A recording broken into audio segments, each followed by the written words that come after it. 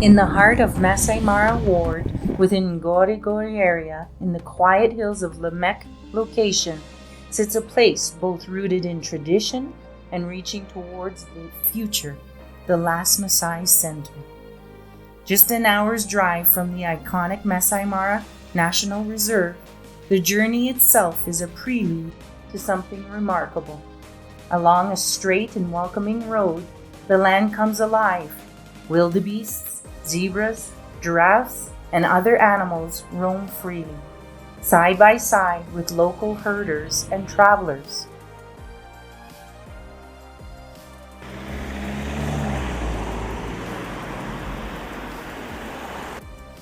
This is a place where living among wild animals isn't unusual. It's a way of life.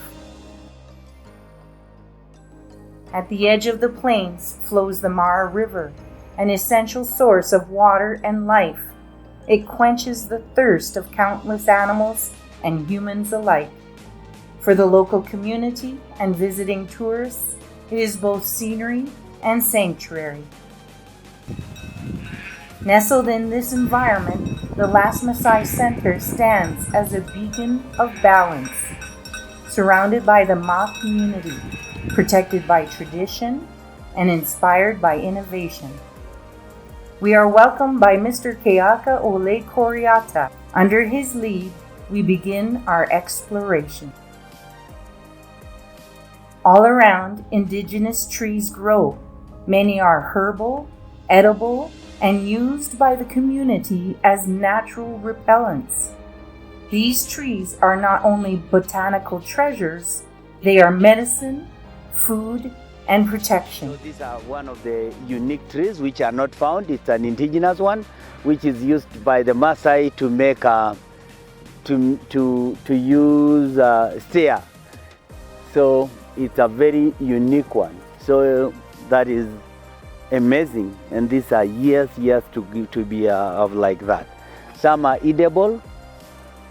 We have some here, and as we walk around, we will see more. Welcome. Everywhere, life continues in harmony.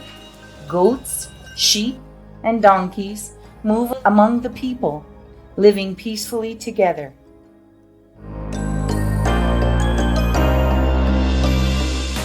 The center is thoughtfully designed. A camping site, complete with manadas, allows visitors to experience traditional Maasai life.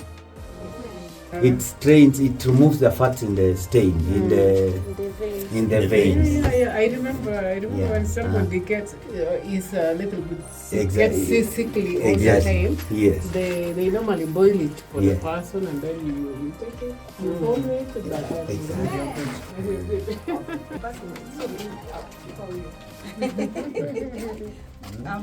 A dam nearby stores and supplies clean water for the animals and the people.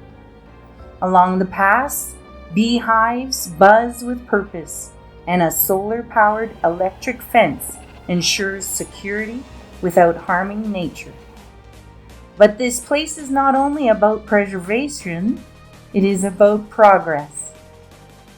Inside the center offers digital learning opportunities to the local youth and adults alike.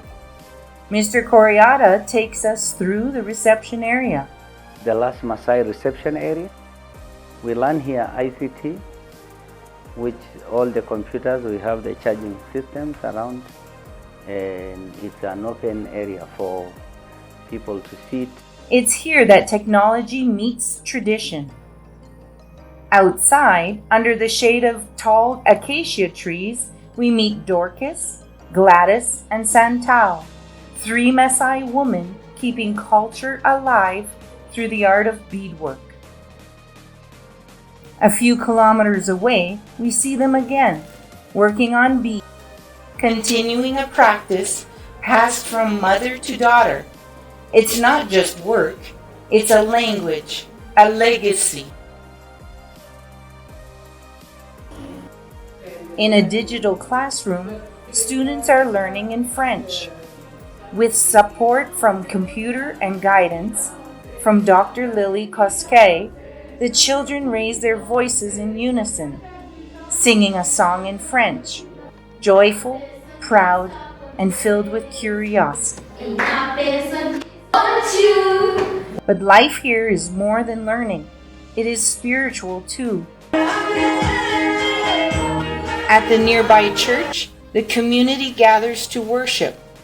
Among the faithful are some women whose voices echo through the sanctuary as they sing a heartfelt Maasai song of praise. Worship here is powerful. It's more than a ritual. It's a celebration. On this Sunday, a special guest joins them, Elizabeth Nashapai, a Canadian missionary.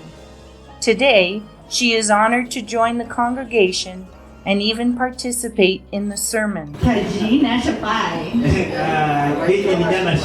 Nearby, we visit a humble yet historic place, a church built in 1918, still standing, still sacred. Here, elder and historian Mr. Sampale, its caretaker, shares the story of the first Maasai convert and how faith took root more than a century ago.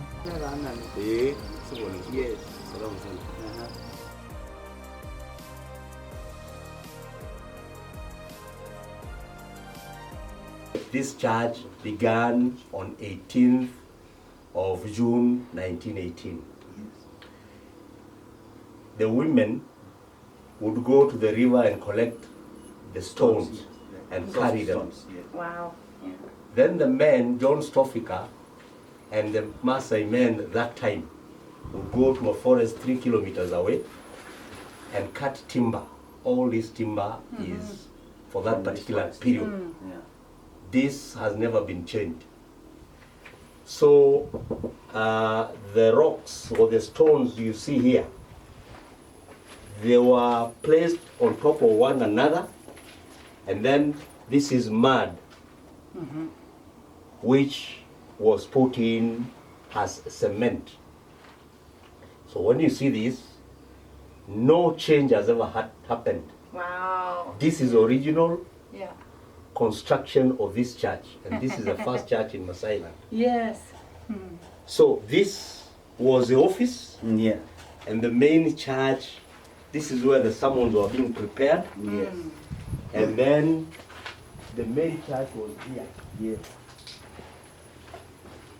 These logs came from the forest, and John Stofika had 2 mules. Yeah. One new mule was called Ned. Net. Yes. Yeah. And the other one was called Nancy.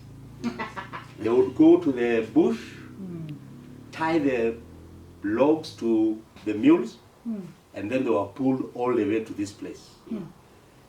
Then the construction began. He started serving God in 1941. He was ordained, he became a reverend all through his life until 1999 when he passed on. This was Reverend Paul Milia Ololmagiro.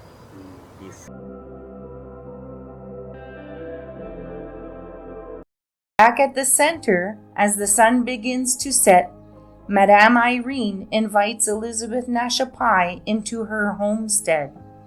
Together, they prepare koule olerian, boiled milk with olive wood ashes, stored in a calabash to keep it fresh.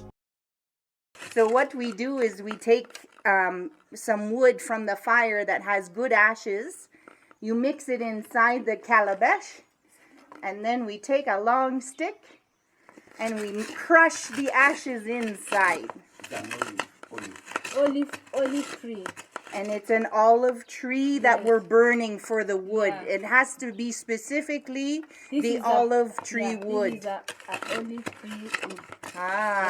That's what gives it its good flavor. Yes. Okay.